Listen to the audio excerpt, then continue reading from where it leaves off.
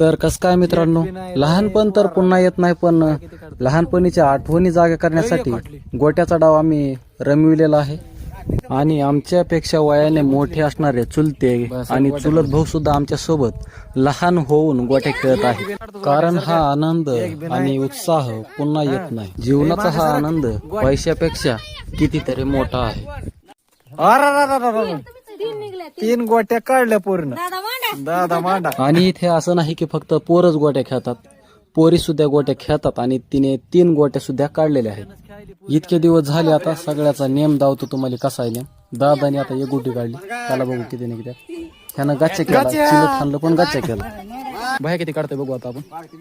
भया हा चरण हा ना. ए पोरा माझा चरण मला सांग. लुट लिया भाईने लुट लिया. मला कॅमेरा चालू असताना तर एक पण निघली नाही, पण शेवटला तुम्हाला नफा दाखवितो किती आलाय मला. आता ह्या छोट्या पुढारीची ब्लॉगिंग बघा कशी आहे. लहान लेकराला लुटतोय बघू शकता. काही लहान लेकर तर मित्रांनो, खेळून सगळं झाल्यावर मला एवढा नफा आलाय, नकलला पण लय मोठा आलाय नफा. गेल्यात फक्त ह्या पोराच्या आणि दुसऱ्या 2-3 जणांच्या गेल्यात गोट्या. आणि तुम्हाला ही लहानपणीच्या आठवणी ताज्या करायच्या असतील तर खेळत राहा, हसत राहा आणि व्हिडिओ शेअर करायला विसरू नका. भेटू पुढच्या ब्लॉग.